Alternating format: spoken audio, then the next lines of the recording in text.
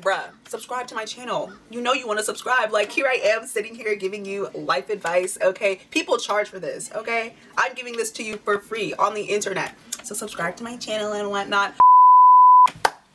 What's up, world? It's your neighborhood Nigerian American Christian girl, Oluwasolami, and today I'm here talking to you because you have decided to seek help for your depression. You've decided to seek help. This video is for people who've decided to seek help. They've sat down, they've watched my other videos, link up here, and they were like, you know what? Yeah, something's really not right with me and I don't know what to do about it, but like, I don't want to feel like this forever. So step number one / tip number one that I would give you is it's okay to walk before you run. You don't have to just like rush into therapy immediately. That can be really daunting for some people, and I'm not really telling you to do that, but I am telling you to tell someone. It just doesn't have to be a therapist right away. So if you have a friend that you trust, just go to them and be like, look, I really don't feel right. I called it in a moment of weakness. I remember I was telling my friend this, but in a moment of strength, really, I texted my friend and I was like, hey, I really don't feel right. I'm not doing good. I want to cry all the time. Like, there'll be moments where like the pain is like too much so that you do want to tell someone, and then like 2 hours later you'll be like, oh my god, why did I just tell that person that? They're gonna think I'm weak, or like I just burdened that person with my problem, such and such, so forth and such. And I remember this happened to me one time when I was, I'm a TA at school, so I was in the middle of teaching, and my friend had texted me back after I had texted her like way earlier that morning, and I was like, bro, I'm not doing good, I need help, and I don't know what's going on. Can you please meet up and just sit down and talk? So she texts me back later in the day and she's like, oh my gosh, yes, okay, we can meet at this time. And by the time she texted me back, I was like, I don't want to do that, actually. Never mind, I'm fine, I'm good, you know, psych, you know, there are the cameras. But I was glad that I actually, like later on, I was glad that I had that moment of strength, because I probably wouldn't have felt as encouraged to get help even though I knew that I needed it. So I'm saying it doesn't have to be a therapist right away, and it doesn't have to be like a deep thing right away, but tell someone, and tell someone when you feel like telling someone, because that will really help get the ball rolling. Because like I said in my last video, you being in pain, you not being good, that's not benefiting anyone, least of all yourself, and you deserve happiness just as much as the next person. So walk before you run. Tell a friend, tell someone you trust, okay? Tip number two is do get professional help. Like I said, walk before you run. You don't have to start with professional help, but you do eventually need to get professional help. You cannot be walking around diagnosing yourself with things based off of internet articles. That's not how your brain should be treated, because you could end up treating yourself in a way that isn't correct. You could think that you have one thing and really you have something else. You could think you have something and really you have nothing, but you don't have any support. So you're spiraling in ways that are also detrimental to your health. It's just not clinical depression, or it's not clinical anxiety.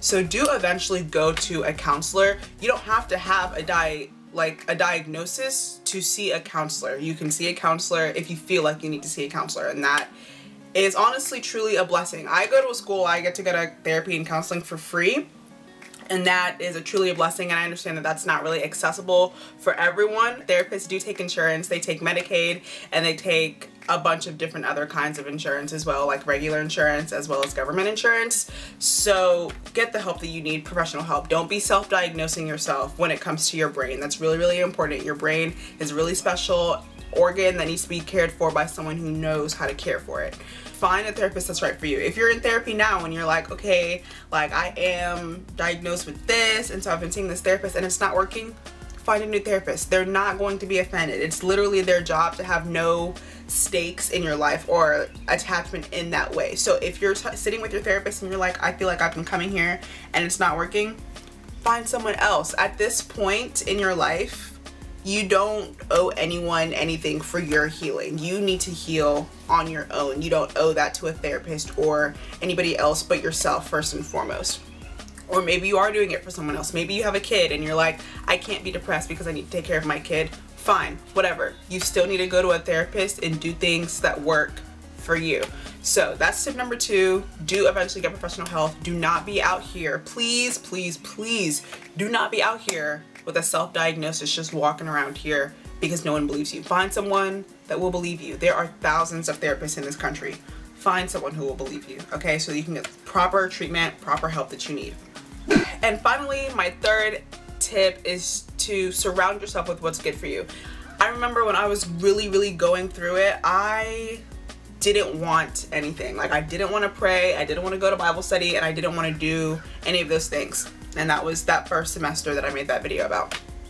But later on in that second semester and over Christmas break, I realized that there is something wrong with me. I really don't feel right, and I don't want to feel like this, even though on the surface all I want to do is not care about anything. So what I did to sort of combat that was like little things that were good for me, like surrounding myself with things that I knew were good for me. And you don't have to rush into this. It can be something small. For me, it was a prayer group. And so I made a point to like be consistent with those prayer groups because I knew that that was good for me. Even though when I was there, sometimes I didn't feel connected to God or connected to the prayers that we were praying, I still went because I knew that ultimately it would be good for me, and that environment and those people were exactly what I needed at the time.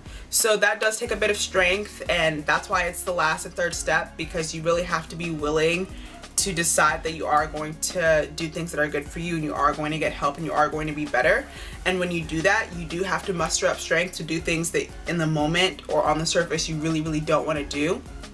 And I also want to say that I know that I'm saying this from a place that could be different from you for whatever reason that you're watching this video. I have gone to therapy. I am in the healing process now, and it's been a while since those videos that I made when I was really in pain. So I understand that I'm in a different place to be saying this, but I'm still saying it because this is what I did to get to this point.